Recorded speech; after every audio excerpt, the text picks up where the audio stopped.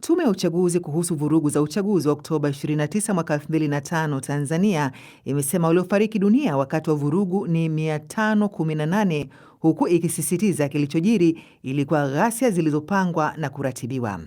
Akizungumza katika Ikulu ya Tanzania jijini Dar es Salaam wakati akiwasilisha ripoti hiyo kwa Rais Samia Suluhu Hassan siku ya Alhamisi, yaani hii leo, mwenyekiti wa tume hiyo Jaji mstaafu Othman Chande amesema idadi ya waliofariki inaweza kuwa kubwa kufuatia kuzikwa kwa baadhi ya wahanga bila taarifa kwa mamlaka. Yusuf Mazim na taarifa zaidi. Kwa karibu nusu mwaka wa Tanzania mamilioni walikuwa wakisubiri kwa hamu kabisa majibu ya maswali kadhaa, lakini muhimu kabisa, nini kilitokea Oktoba 29 mwaka 2025 wakati wa uchaguzi mkuu na muda mfupi tu baada ya uchaguzi mkuu. Lakini maswali mengine ilikuwa nini ni chanzo cha kilichotokea, nani walihusika, na zaidi ya yote madhara na vifo. Tathmini ya tume ni kwa jumla ya vifo vilivyotokana na ghasia za uchaguzi mkuu ni 518, ambao wanaume ni 490 sawa na 94.6 na wanawake ni 28 sawa na 5.4. Wingi kati ya vifo hivyo vilikuwa sio vya kawaida, yani unnatural. Kwa mujibu wa tume, kile ambacho kimetokea Oktoba 29 mwaka 2025 hakikuwa ni maandamano ya amani, bali ni ghasia. Lakini namna gani ambavyo rais amepokea haya ya tume? Hii ni ripoti ya rais. Aliyeunda tume ni rais na ripoti yote hii ni ya rais. Kwa hiyo wasitokee watu wengine wakadai ownership ya ripoti hii. Ni ripoti ya rais. Nilisema tume za huko nyuma zilikuwa zinabanwa kimya kimya. Mimi nimeamua tuambizane, lakini ripoti ni mali ya rais. Sasa miezi imepita na baada ya siku 153 za uchunguzi, wajumbe 9, mikoa 11 na maelfu ya ushuhuda, tume imekamilisha kazi yake na majibu yametoka. Kuleta matumaini mapokeo. Kuna wengine hawapendi tu, yani utulivu wa nchi kwao wao ni hasara. Yaani kuna watu hawapendi. Kwa hiyo usitegemee kwa beti tutatoka leo wote tutaimba wimbo mmoja. Kuna watu kadiri tunapokuwa na misukosuko ndo maisha yao. Watapendaje? Hawatopenda. Lakini kwa yoyote ambaye kwa kweli ana nia njema na nchi hii, ameisikiliza tume, ameona genuinity ya tume, ameona weledi wa tume, ameona uzoefu wa tume, kwa sababu ile ripoti ilivyokuwa ikichambuliwa sio ripoti ya kitaifa brother. Hata wale waliokuwa sasa wana mashaka na hii tume, ungemleta nani angesema maneno gani tofauti? Tume imefanya kazi ambayo ni ya leo na kesho na kesho kutwa, na hata mapendekezo yao yamegawika katika mafungu matatu ya muda mfupi, wakati na muda mrefu, na yote na kitu cha kuweza kutekelezeka kama sisi wa Tanzania wenyewe tutaungana pamoja, tutasimamia na tunadumisha amani na utulivu katika nchi yetu. Sasa ripoti ya tume imekwisha toka, na hapa ndipo ambapo swali jipya sasa linaibuka. Nini kitaendelea baada ya hapa? Kwa sababu ripoti si tu karatasi, ripoti inaishi miongoni mwa mioyo ya Watanzania. Yusuf Mazim, BBC, Dar es Salaam.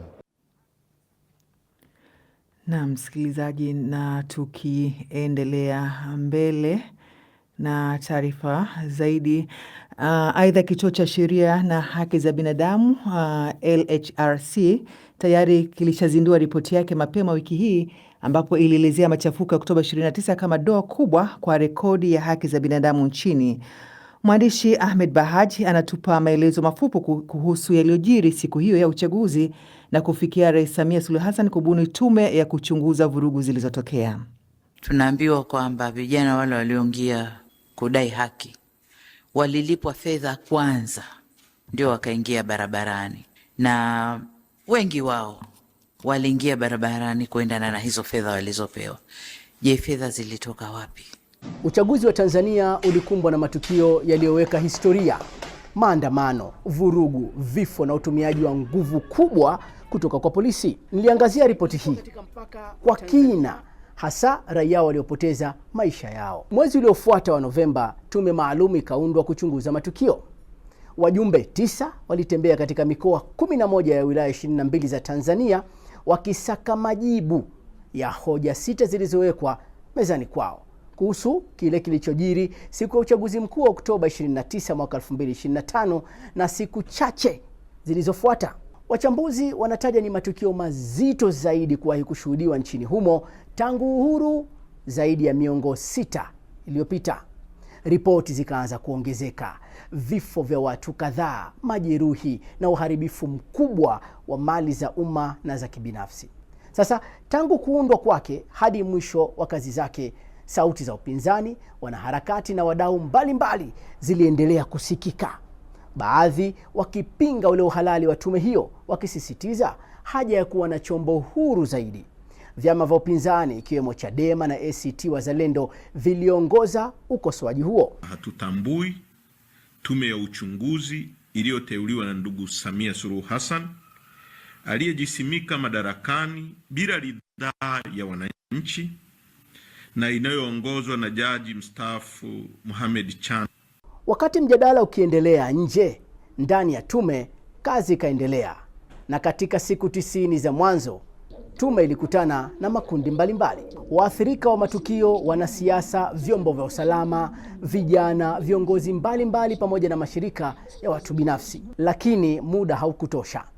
Tume ikaongezewa siku ngapi? 42 na baadaye nyingine 21 zaidi ili kukamilisha uchunguzi wake. Na sasa baada ya siku 153 sawa na miezi 5 na siku 3, kazi imefika mwisho. Ripoti ya mwisho inayosubiriwa si tu na Watanzania, hata jumuiya za kimataifa zipo tayari kukabidhiwa. Ilikuwa safari ya miezi 5 na maswali mengi kutoka taifa linalosubiri majibu. Naam, ni Ahmed Bahaji huyo msikilizaji, lakini ripoti yenyewe ndio leo ilizinduliwa ama ilitolewa na rais alikabidhiwa. Kutokana na ripoti hiyo ya tume ya uchunguzi kuhusu vurugu za uchaguzi wa Oktoba 29 mwaka jana, Humphrey Mgonja ametembelea mitaa mbalimbali jijini Dar es Salaam kujua hali ilivyokuwa na kupata maoni ya wananchi. Ripoti ikiwa inawasilishwa na Jaji Chande. Kwa baadhi ya mitaa shughuli zilikuwa zikiendelea kama kawaida, huku baadhi ya barabara zikiwa zimetandwa na polisi pamoja na magari mbalimbali ya usalama. Nimejaribu kutembea baadhi ya mitaa kuweza kujua hali ilivyokuwa, na nimefanikiwa kuongea na wachache ambao wanatoa maoni yao baada ya ripoti hii kusomwa. Kwanza kabisa itaisaidia serikali kufanya tathmini ya kile ambacho kilitokea, namna gani ambavyo inaweza ikajirekebisha, ikafanya maboresho ili tukio kama ile la kihistoria ambalo lilitokea na ambalo lilivunja mioyo ya watu wengi, lilileta majonzi na makovu kwenye familia nyingi za Watanzania, kwamba namna gani tukio kama hili lisiweze kutokea miaka mingine au kwenye chaguzi zingine ambazo zinakuja hapo mbeleni. Watanzania walitaka kufahamu ni kipi ambacho kile kilichotokea Oktoba 29, wale waliopotea Oktoba 29, vifo vilivyotokea. Je, ni chanzo kilikuwa ni kipi, lakini nani ambaye aliwatuma? Pengine kuna wengine wanaweza wakawa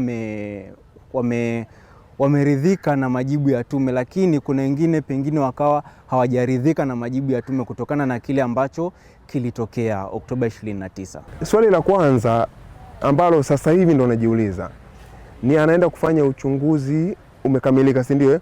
Sasa unajiuliza mambo mengi kwamba upelelezi huu utabaini maswala gani hapo baadaye. Kwa kuanzia hapo ndo utapata jibu la moja kwa moja. Na kingine ambacho najiuliza mimi kama mimi, maswali kama haya ambayo nafikiri hata wanaharakati wengi watakuwa nayo, kwamba kuhusu katiba mpya, rasimu ilishatoka kama unakumbuka. Tanzania ilipitia rasimu hii miaka ya nyuma kidogo, lakini unajiuliza kwa wale vijana ambao walikuwa chini ya miaka 18, sasa hivi unajua tuna vijana wengi ambao wako juu ya miaka 18. Hata Dr. Chande mwenyewe anajiuliza na anasema kwamba ipitiwe kwa upya na ipate wataalamu wapya.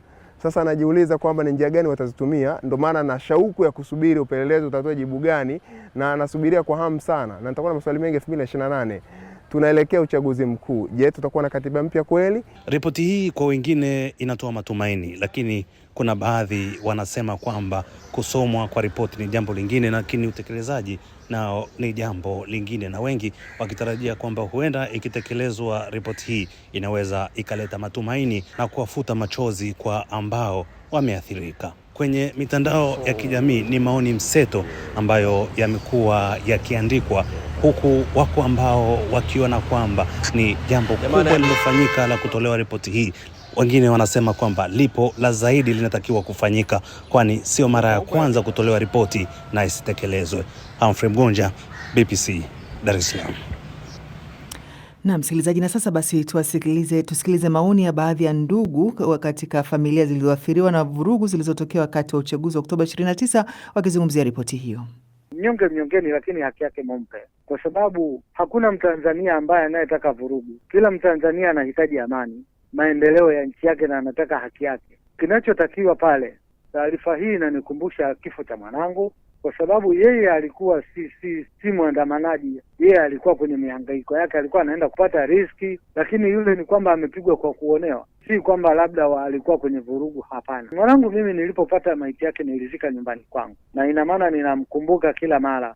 Ninasikia uchungu sana, yaani ninapata majonzi makubwa sana, ninapata uchungu na ninaona kabisa kwamba si haki yangu, ni manyanyaso. Wote ndugu zetu tuliowapoteza, kwa sababu kuna watu wametumia gharama. Kwa mfano kama mimi hapa nimetumia gharama kumsafirisha mwanangu kutoka hapo mpaka nyumbani huku, na maandalizi kama msiba unavyojua uzito wa msiba. Hebu niambie, gharama hizo mimi nitalipwa na nani? Ni kijana alikuwa na umri wa takriban miaka 25, alikuwa na mtoto mmoja. Mtoto yule ni kwamba anasoma, ni jukumu langu. Ni kuamsha tu uchungu wa watu. Ilikuwa ni heri hata wangeacha tu kuliko kuongea. Watu wanapohitaji kitu fulani kiongelewa, afu wakikataa usikiongea, unakatisha tamaa zaidi. Yani mimi 29/30 nilimpoteza mke wangu. Sina mke mpaka sasa. Nilipoteza mke wangu wa ndoa, mama wa watoto wangu. Yani hakuwa kwenye hali yoyote ile ambayo ingemweka hakuwa kwenye maandamano au vurugu, na amepigwa risasi akiwa dukani, akaanguka mlangoni kwa dukani pake. Risasi iliharibu tumbo mpana, yani iliharibu sehemu kubwa ya tumbo. Nina wakati mgumu sana. Watoto ni wadogo, wanamhitaji mama hao. Mimi kama mimi bado nafanya kazi, niendo vitu vyote kwa wakati mmoja. Imagine, niko vibaya. Sikuwa maeneo ya Dar wakati hiyo tukio linatokea, nilikuwa kazini. Kwa hiyo kupigwa risasi mpaka anapelekwa mochwali, anayepelekwa kufanyiwa matibabu mpaka anakufa, anakwenda mochwali, sikuwepo. Mimi nimekuja kuchukua mwili tu na niliuhifadhi, umezika. Kinachotakiwa Tanzania ni haki tu basi.